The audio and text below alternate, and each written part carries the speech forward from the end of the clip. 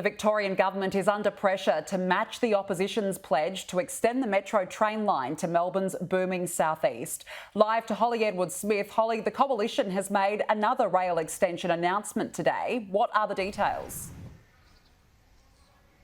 Well, Danica, transport and infrastructure are becoming another focus in the lead up to the November election here in Victoria. And today, Matthew Guy, the Liberal leader in Victoria, has made a second announcement to extend and electrify rail services in Melbourne's southeastern suburbs. This would be the creation of two new stations between Frankston and Baxter. That would be at Langwarrin and Frankston East, but also the upgrades to two stations in that line. It's a $971 million commitment. It would include the removal of 6 level crossings. Today, Matthew Guy said that he'll be delivering what the Daniel Andrews Labor government hasn't been able to.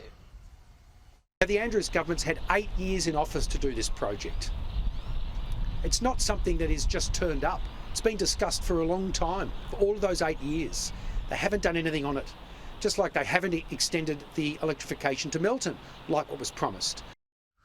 Danica, it comes just a few days after the coalition, again led by Matthew Guy, made another major commitment to extending and electrifying rail services in Melbourne's southeastern suburbs. This one was the Cranbourne rail line, and it would extend it out to Clyde. That's a $928 million commitment, and it adds on to increasing criticism of the Daniel Andrews Labor government, including a $100 million commitment that the government made at the 2018 election to electrify and extend rail services out to Melton.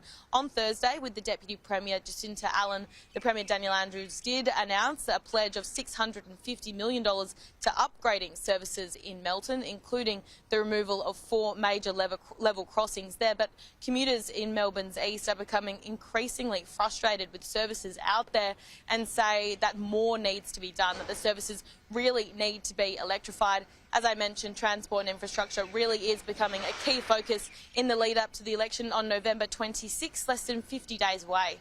Not long to go now. Holly Edwards-Smith, thank you.